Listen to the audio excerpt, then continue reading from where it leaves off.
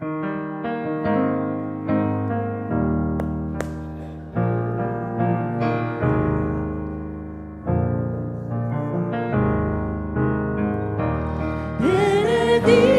il Signore, anima mia, loda il suo santo nome, e con tutto il mio cuore canterò, per sempre ti adorerò.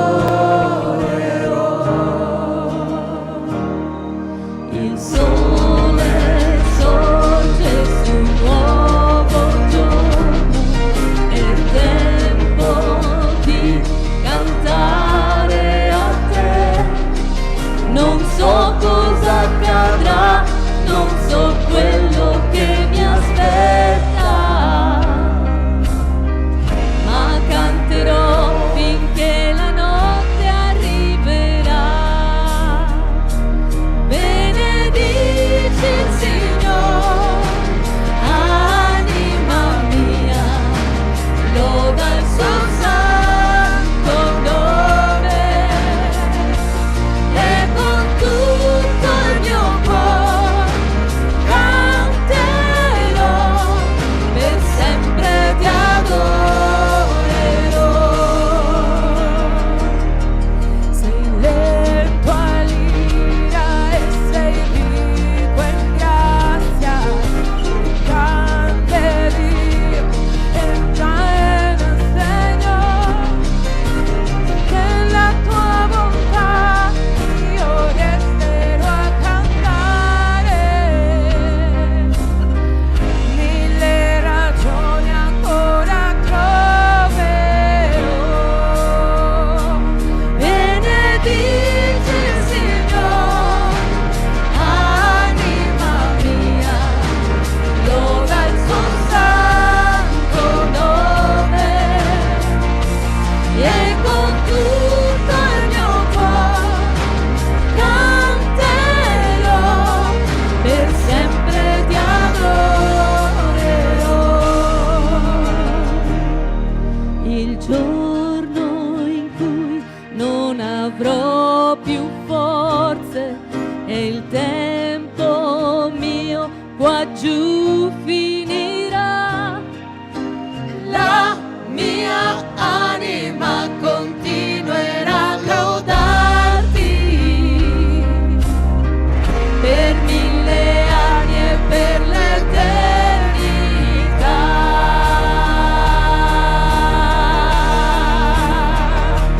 Benedici il Signore, anima mia,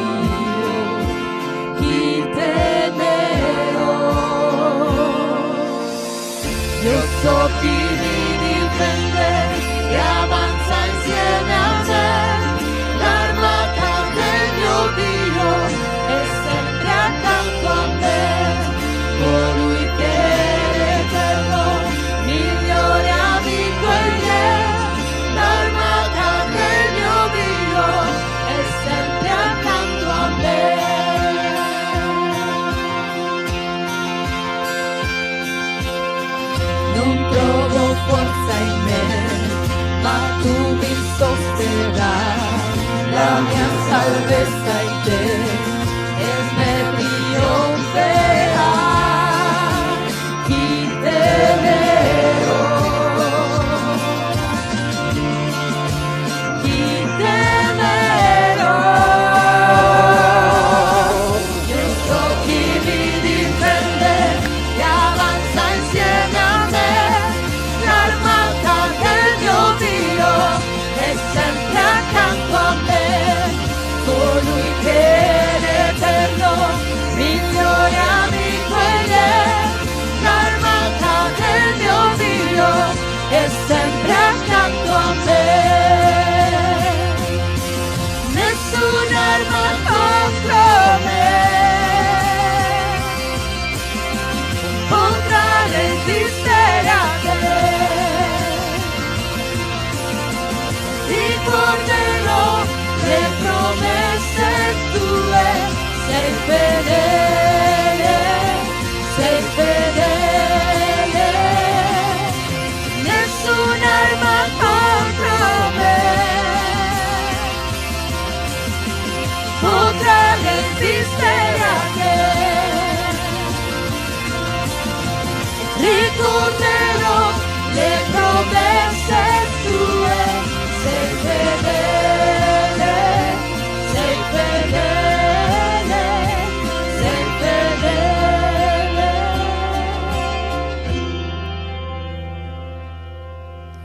Io so chi mi difende e avanza insieme a me.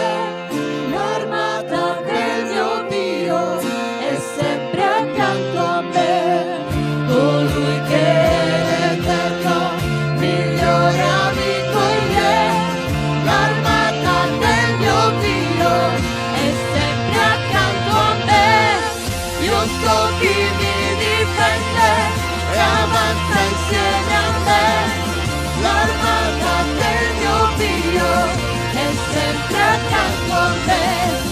Colui che è l'eterno migliore amico egli è.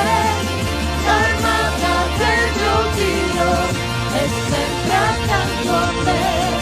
L'armata del mio Dio è sempre accanto a me.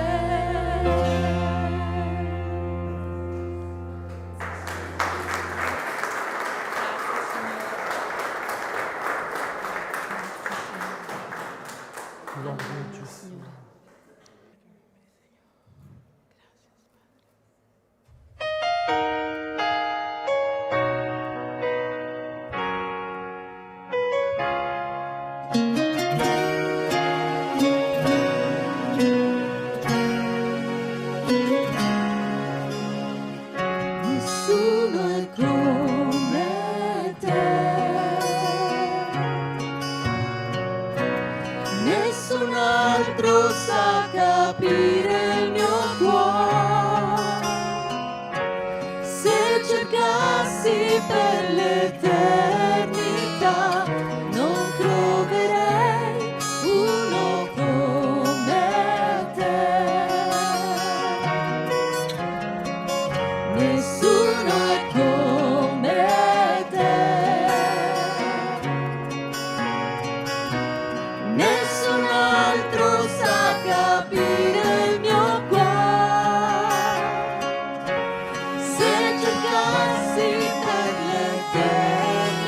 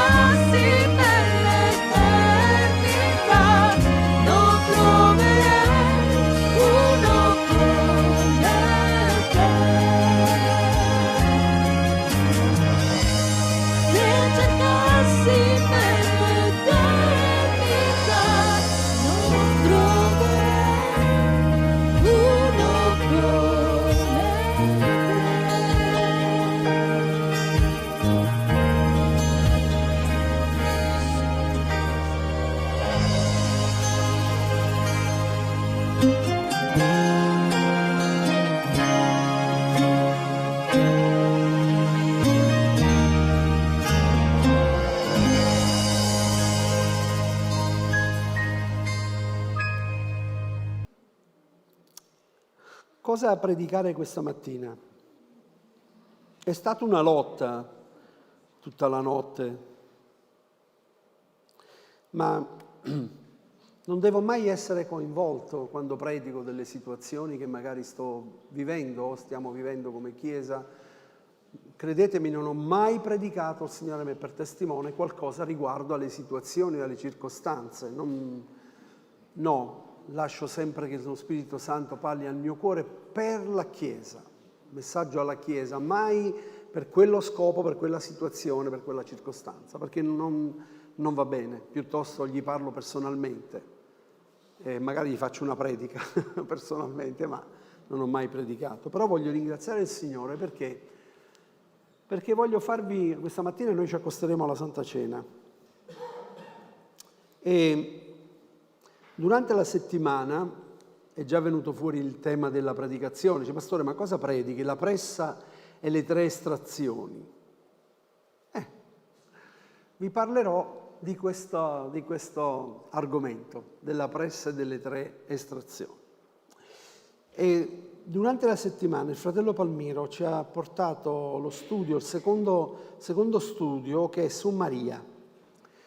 Però ovviamente ha dovuto ampliare, per andare poi a Maria, ha dovuto toccare un po' l'uso, costumi, usanza di allora. Quindi anche la donna come era vista allora, come era considerata. Quindi prima di arrivare poi a Maria, madre di Gesù, madre di Dio, così viene detto, no? O almeno nella parola di Dio non troviamo madre di Dio, ma la madre di Gesù lo sappiamo, però sappiamo che siccome che Gesù è considerato Dio ed è Dio, allora si collega questa cosa, madre di Dio. Però ecco, ci ha parlato anche, cioè ha introdotto anche un po' che insieme alla legge c'erano anche i 600 precetti della Torah che avevano messo i rabbini ebrei, hanno aggiunto, no?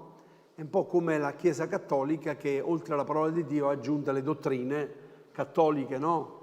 All'interno, che a volte si rispettano più quello che è nella Scrittura, ma non voglio cadere su questa cosa. Però voglio leggere con voi Matteo, capitolo 26, dal 36 al 46. Passo più... Cioè c'è la crocifissione che noi vediamo,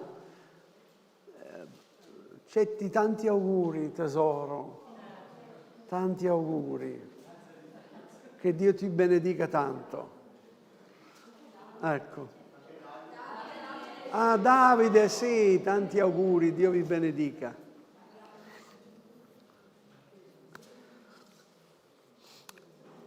C'è la crocifissione che è una dei giorni più terribili sulla faccia della terra, ma anche il giorno più glorioso, perché lui ha vinto su quella croce, ha vinto la morte, ha sconfitto la morte. Però io voglio parlarvi di qualcosa che è avvenuto prima della crocifissione, perché qui è avvenuto qualcosa di molto, molto, molto particolare. Vi ricordate, avete visto il titolo che io ho messo, no? Il titolo La pressa e le 3 estrazioni. In questo passo noi leggiamo che per ben 3 volte Gesù è andato e ha pregato. Per 3 volte Gesù è andato e ha pregato. Leggiamo insieme.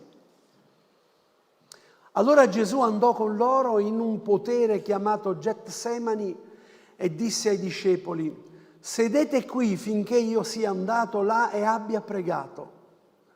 E presi con sé Pietro e i 2 figli di Zebedeo, cominciò ad essere triste e angosciato. Allora disse loro: l'anima mia è oppressa da tristezza mortale, rimanete qui e vegliate con me. E andato più avanti si gettò con la faccia a terra pregando dicendo: Padre mio, se è possibile passi oltre da me questo calice, ma pure non come io voglio, non come voglio io, ma come tu vuoi. Poi tornò dai discepoli e li trovò addormentati e disse a Pietro: così non siete stati capaci di vegliare con me un'ora sola? Vegliate e pregate affinché non cadiate in tentazione, ma lo spirito è pronto, ma la carne è debole. Di nuovo la seconda volta andò e pregò dicendo: Padre mio, se non è possibile che questo calice passi oltre da me, senza che io lo beva, sia fatta la tua volontà. E tornò di nuovo e li trovò addormentati, perché i loro occhi erano appesantiti. Allora lasciatili andò di nuovo e pregò per la terza volta, ripetendo le medesime parole. Poi tornò dai discepoli e disse loro: dormite pure, ormai, e riposatevi. Ecco, l'ora è vicina, il figlio dell'uomo è dato nelle mani dei peccatori. Alzatevi, andiamo, ed ecco colui che mi tradisce è vicino.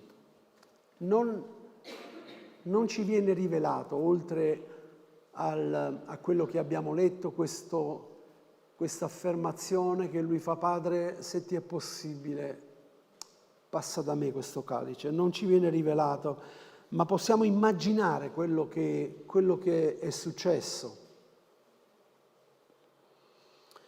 Getsemani in ebraico significa letteralmente frantoio dell'olio. Ci sono delle similitudini nella scrittura che ci stupiscono. Ci sono delle similitudini nella parola di Dio che queste similitudini cosa fanno? Accrescono la nostra fede. Cioè, quando noi andiamo, ecco perché a me piace leggere la parola di Dio, mi piace studiarla, mi piace andare a indagare la parola, perché è scritto così, perché è accaduto proprio in quel luogo, perché è successo questo, perché scopriamo di quelle cose che sono così meravigliose, che accrescono la nostra fede e anche danno forza alla parola di Dio, che è parola di Dio, che è la sua parola, che è verità.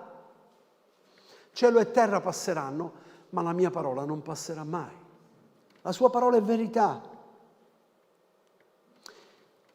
Sapete, in questo luogo Gesù sperimenta la vera e propria esperienza che si chiama ematritosi. L'avete mai sentito questa cosa? E per favore puoi mettere la foto? È questa. È una rara condizione chiamata ematosi, può causare la sudorazione di sangue, che è un forte stress terribile. E la scrittura ci dice che Gesù sudava sangue, come gocce di sangue che uscivano dalla sua testa. Perché questa mattina questa predicazione, perché vorrei che quando ci accostiamo alla Santa Cena noi potessimo pensare ciò che è avvenuto in quel luogo, in quel momento, perché noi più delle volte viene predicato solo la crocifissione di Cristo, ma questo viene predicato poco di quello che è avvenuto in quel luogo, di quello che è successo in questo luogo. Voglio dirvi anche qualcuna cosa che sono andato a leggere e studiare per approfondire. Guardate cosa succedeva allora. Allora, per estrarre l'olio dalle olive, perché lì era il luogo del chiamato Getsemani, che vuol dire proprio il frantoio dove veniva schiacciato l'olio, le olive, dove veniva schiacciato le olive per fare l'olio. E lì, in questo frantoio, c'era una grossa vasca dove l'oliva veniva gettata dentro e poi c'è una foto di una... Deborah, per favore, puoi mettere la foto di questo frantoio. Poi questi sono quelli antichi, c'era una pietra grossissima che cadeva dall'alto però, qui adesso è quella giù, come potete vedere, passava sopra. Vorrei che teneste bene in mente le 3 estrazioni, 3 preghiere, 3 estrazioni. Per estrarre l'olio d'oliva, le olive venivano messe in una grossa vasca di pietra e veniva schiacciata con una grossa pietra massiccia, proprio andava sopra e passava. E in questo vi erano 3 tipi di pressatura. La prima pressatura che veniva fatta, usciva l'olio puro. L'olio puro sulla prima pressatura. Quindi veniva colto quest'olio, veniva estratto quest'olio e questo olio puro serviva per l'unzione sacra, per il Tempio del Signore, per essere unto tutte le cose all'interno del Tempio, per essere unto il sacerdote, serviva per l'olio sacra, la prima pressatura. Esodo capitolo 30, versetto 25, ne farai un olio per l'unzione sacra, un profumo composto secondo l'arte del profumiere, sarà l'olio per l'unzione sacra. Quindi il primo estratto che veniva tirato fuori era per l'olio sacro. Poi vi era la seconda pressatura, che era con un peso ancora di più di prima. Il peso era, sì, c'era sopra, ma non era proprio così, doveva schiacciare, ma non rompere ancora il tutto. Quindi usciva solo quell'olio che era puro. La seconda pressatura, questo serviva per l'olio medicinale. Quest'olio che veniva tratto dalla seconda pressatura era per l'olio medicinale. Se vi ricordate, il buon samaritano aveva un olio dietro, e quando trovò quell'uomo a terra gli mise dell'olio e lo mise sulla cavalcatura e lo portò. Era un olio che si usava per medicare, per guarire le ferite. Luca 10,34, avvicinatosi fasciò le piaghe, versandosi sopra olio e vino. Poi lo mise nella propria cavalcatura e lo condusse nella loconda. La terza schiacciatura era quella più pesante, perché doveva rompere l'osso che c'era dentro. Quindi schiacciava completamente, doveva schiacciare completamente la terza pressatura, che doveva schiacciare il seme, produceva olio per fare il sapone. Da questa pressatura, la pressatura quello che rimaneva del seme, si faceva il sapone. E questo serviva per lavare, purificare. Ora, se voi fate una piccola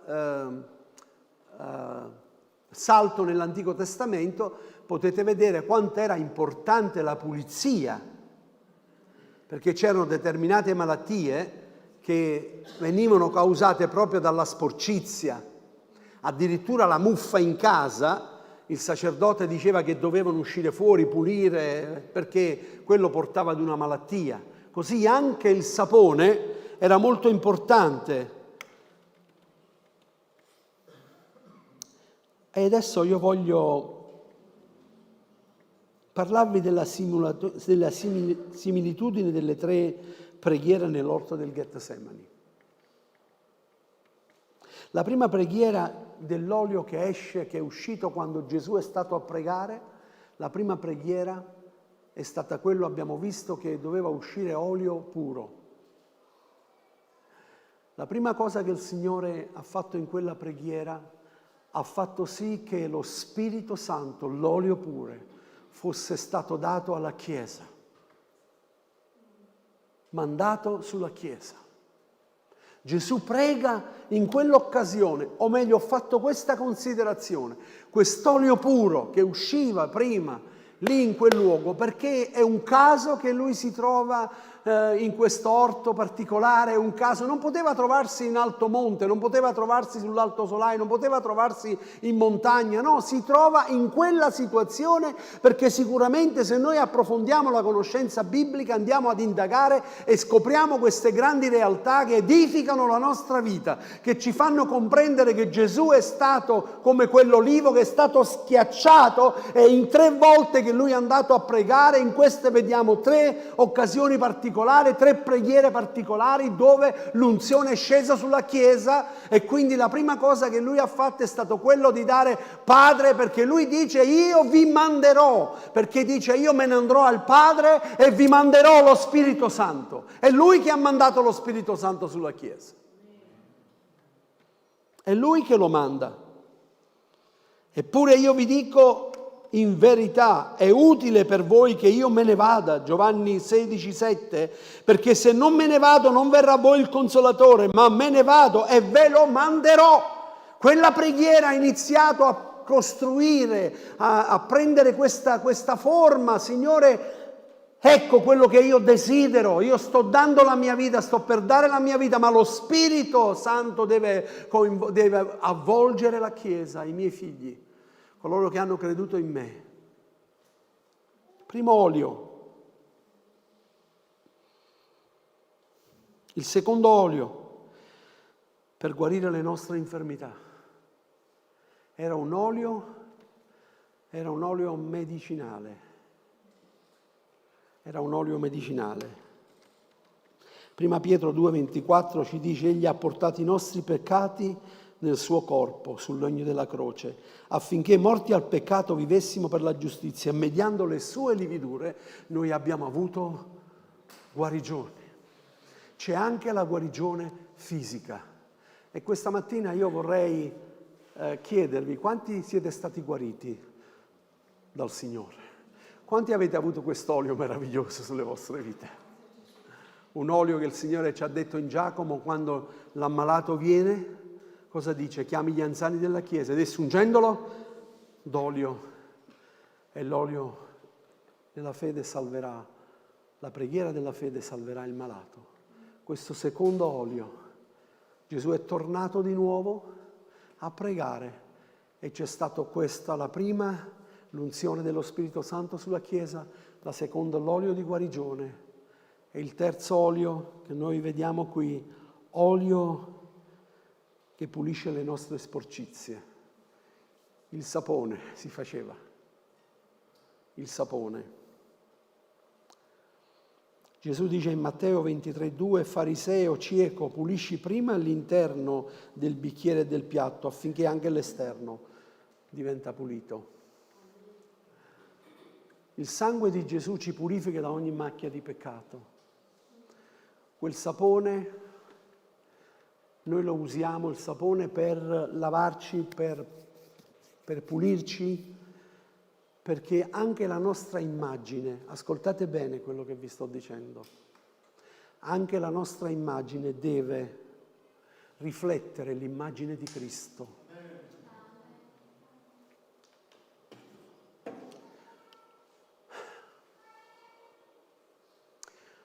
Non importa da quanti anni conosci il Signore, non importa da quanti anni sei nella fede, non importa quanti culti frequenti nella Chiesa, non importa la tua o il tuo ruolo o il mio ruolo che ho nella Chiesa, non ha importanza questo. L'importante è che la mia vita rifletti che sono un figlio di Dio. E questo lo deve essere non soltanto nella Chiesa del Signore, quando stiamo insieme, quando sembri che stai lodando il Signore, che sembra che il tuo volto è raggirante, così? Raggiante, ma quel fratello, benedizione, che brava persona, che bravo. E poi andiamo a scoprire certe cose che non glorificano il nome del Signore, che non emanano il profumo di Cristo. La parola di Dio ci dice: voi siete il buon profumo di Cristo per coloro che sono sulla via della salvezza, cioè la Chiesa, e per coloro che sono sulla via della perdizione, fuori. Io devo essere testimonianza fuori al mondo che non conosce il Signore. Nella Chiesa è facile avere la Bibbia sotto il braccio e cantare, lodare, no? Ricordo sempre quella frase di un ragazzo che scrisse, delle scuole domenicali, scrisse: non vedo l'ora di essere maggiorenne maggiorenne per non venire più in chiesa. Perché mio padre e mia madre non sono quelli che voi vedete in chiesa. Era senza firme, quindi io non so di chi parlava. Questo non è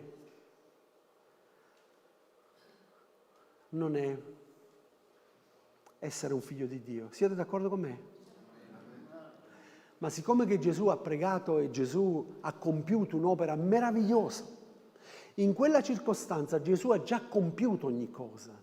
Cioè guardate, quando noi ci siamo preparati per il matrimonio, noi abbiamo preparato tutto per il matrimonio. Siete d'accordo o no? Cioè siamo andati a vedere dove fare il matrimonio, abbiamo chi erano gli invitati, abbiamo come volevamo il matrimonio. Siamo andati ad arredare, per chi ha potuto, arredarsi la casa, ma almeno la cucina la dovevi avere, dove mangiavi, per le scale, la cucina, non so, la camera da letto dove dormire. Poi il resto, chi si è potuto fare le altre cose, se l'è fatta, ma ha preparato tutto. Gesù nell'orto del Getsemane ha preparato tutto. Ha preparato l'unzione dello Spirito Santo, ha preparato l'unzione per la guarigione e ha preparato l'unzione per lavarci. Ha preparato ogni cosa. Ecco perché lui dice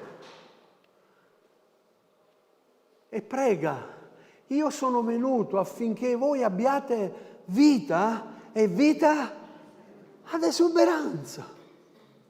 Lui ha preparato già tutto. Quando tu vai a un matrimonio non devi tu preparare il matrimonio, è lo sposo e la sposa che hanno preparato tutto per accoglierti al matrimonio. Siamo d'accordo o no? Ti ha preparato, anzi addirittura ti ha dato anche un posto dove sederti. Quando vai alla cerimonia tu trovi anche il nome dove dovevi sederci. Quanti sanno che il Signore ci ha preparato già un posto in cielo dove sederci? Gloria a Dio!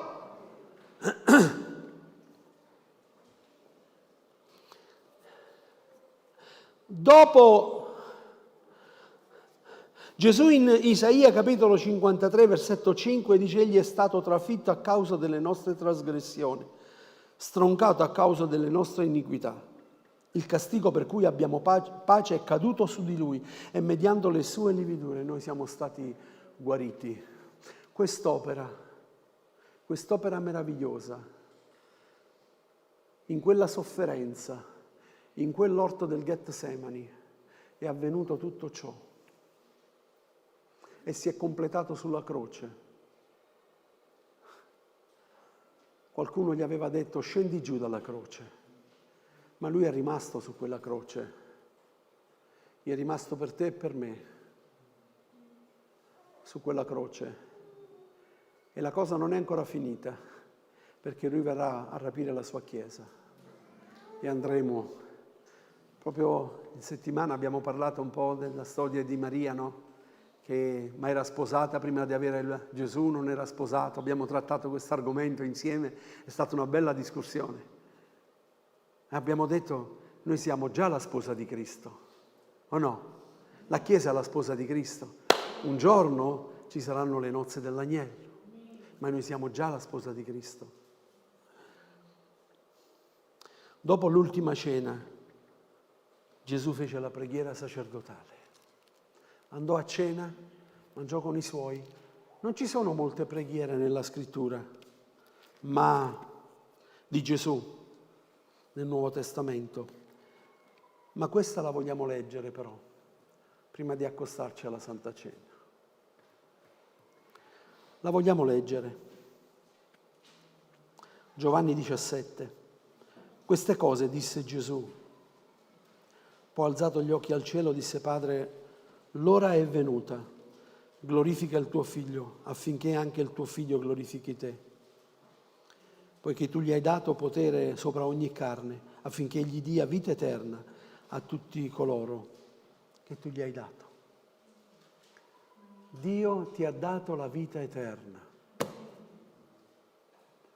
Ieri guardavo Ofelia, come ho guardato tanti fratelli che sono stati in ospedale, e poi il Signore, come Sergio mio cognato, come altri fratelli, e mi viene in mente proprio questo: Dio ci ha dato la vita eterna.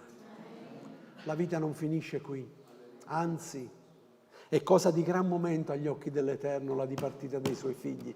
Gloria a Dio. E questa è la vita eterna, che conoscono te, il solo vero Dio, e Gesù Cristo che tu hai mandato. Io ti ho glorificato sulla terra avendo compiuto l'opera che tu mi hai mandato a fare. Or dunque, o Padre, glorificami tu presso di te della gloria che io avevo presso di te prima che il mondo fosse. Io ho manifestato il tuo nome agli uomini e tu mi hai dato dal mondo. Erano tuoi e tu me li hai date ed essi hanno osservato la tua parola. Ora essi hanno conosciuto che tutte le cose che tu mi hai dato vengono da te, perché ho dato loro la parola che tu hai dato a me, ed essi hanno accolto e hanno veramente conosciuto che io sono proceduto da te e hanno creduto che tu mi hai mandato.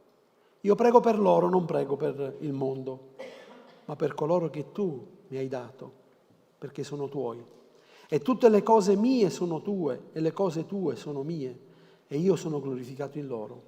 Ora io non sono più nel mondo, ma essi sono nel mondo.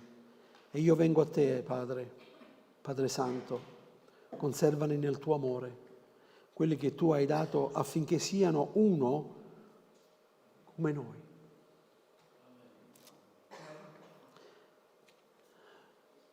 Immagino ancora questa preghiera quanto deve realizzarsi. Questa preghiera fatta più di 2000 anni fa, quanto ancora deve realizzarsi. Mentre ero con loro nel mondo e io li ho conservati nel tuo nome, io ho custodito coloro che tu mi hai dato e nessuno di loro è perito tranne il figlio della perdizione affinché si adempisse la scrittura. Ma ora io vengo a te e dico queste cose nel mondo affinché la mia gioia giunga a compimento in loro. Io ho dato loro la tua parola e il mondo li ha odiati perché non sono nel mondo, come neppure io sono del mondo. Io non chiedo che tu li tolga dal mondo, ma che tu li preservi dal maligno. Essi non sono nel mondo come io non sono del mondo. Santificali nella tua verità, la tua parola è verità. Come tu hai mandato me nel mondo, così anch'io ho mandato loro nel mondo. E per loro santifico me stesso, affinché essi pure siano santificati in verità.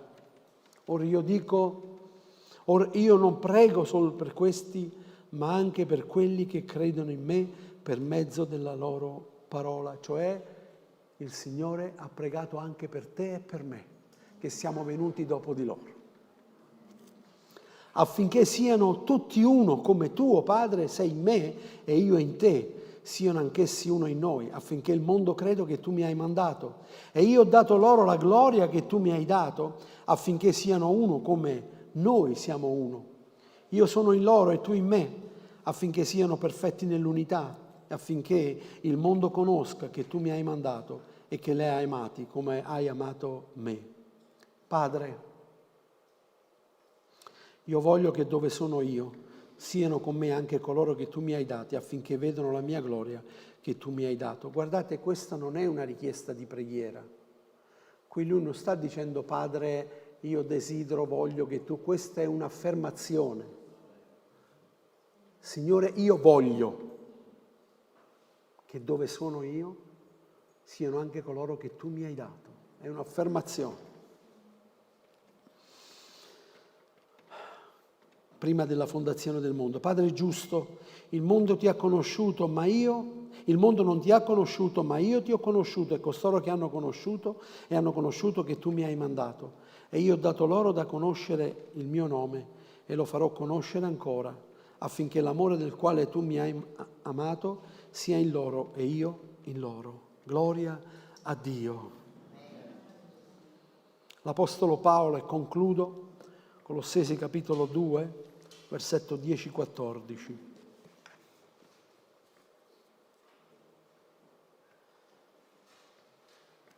E voi avete ricevuto la pienezza in Lui, essendo Egli il capo di ogni principato e potestà, nel quale siete anche stati circoncisi di una circoncisione Siete stati circoncisi di una circoncisione non fatta da mano d'uomo, ma dalla circoncisione di Cristo, che consiste nello spogliamento del corpo della carne, essendo stati con Lui sepolti nel battesimo, nel quale siete anche stati riconosciuti con Lui mediante la fede nella potenza di Dio che lo ha risuscitato dai morti. Voi che eravate morti nei peccati e nella incirconcisione della vostra carne, voi dico, vi ha vivificati con Lui, perdonandoci tutti i peccati, avendo cancellato il documento a noi ostile con i comandamenti che ci condannavano, ne ha tolto di mezzo inchiodandolo sulla croce. Gloria a Dio. Quest'opera meravigliosa che Cristo ha fatto nella nostra vita, in quell'occasione, in quella circostanza, dove Lui ha sudato sangue, dove Lui ha pagato un prezzo così duro. Il Signore ha mandato lo Spirito Santo sulla tua vita, il Signore ha mandato dell'olio, ha fatto sì che quell'olio fosse pronto per la guarigione, per la nostra vita, e quell'olio che anche ci pulisce e ci purifica. E quindi noi questa mattina vogliamo accostarci alla Santa Cena ringraziandolo per l'opera che Lui ha compiuto nella nostra vita. Tutto questo avviene solo se noi siamo diventati figli di Dio. Perché non importa da quanto tempo noi frequentiamo la Chiesa, non importa da quanto tempo noi ascoltiamo le predicazioni, quanti studi abbiamo fatto, ma solo tu sai se realmente sei un figlio di Dio, perché tu hai dato la tua vita al Signore.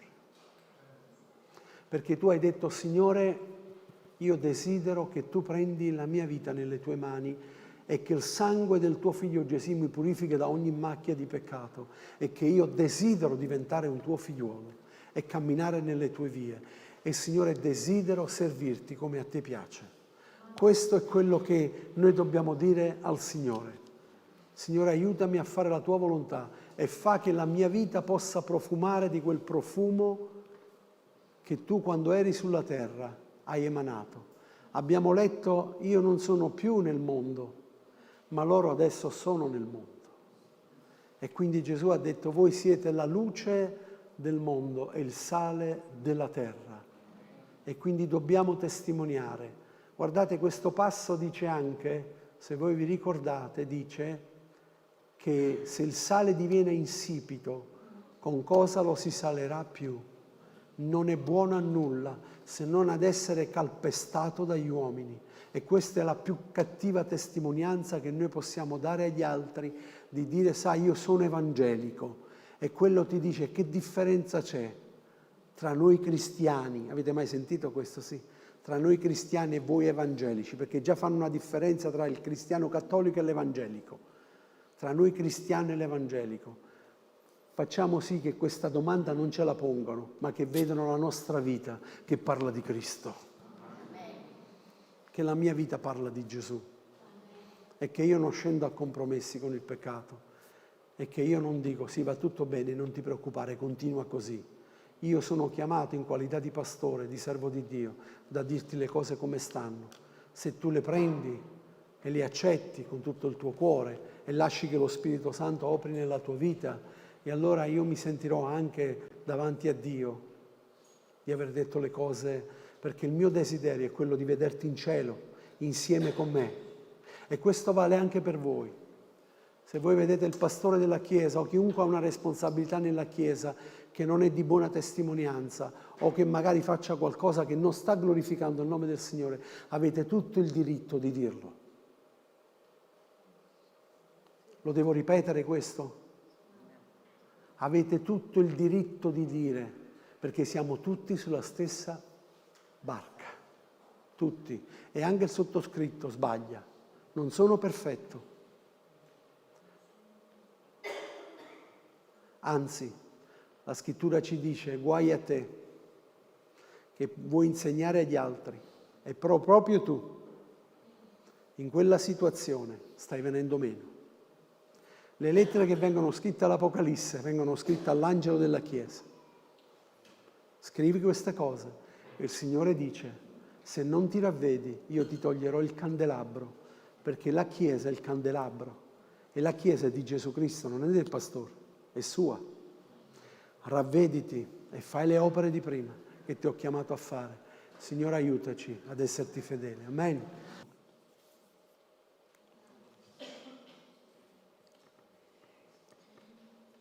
Signore, vogliamo ringraziarti al termine di questo culto, di questa celebrazione che abbiamo fatto davanti a te, Signore, davanti al tuo Santo Spirito che è stato qui con noi, in mezzo a noi, Signore. Signore, vogliamo chiederti veramente la tua benedizione.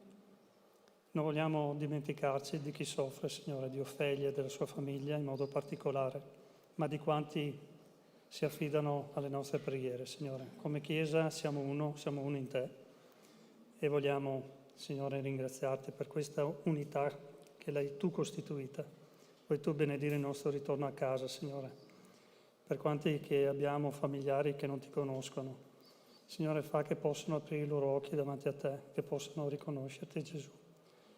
Signore, vogliamo essere uno anche con loro, con i nostri familiari più cari, Signore. E grazie per la Chiesa che è un dono, Signore, che tu hai fatto per ciascuno di noi. Nel nome di Gesù, Signore, ti ringraziamo.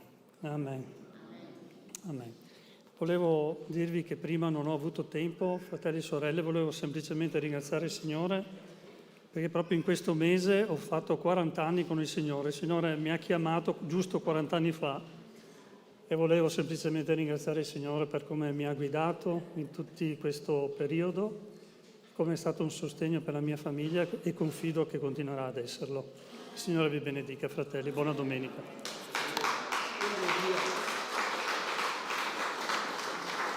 Amen. Dio ci benedica. Buona domenica.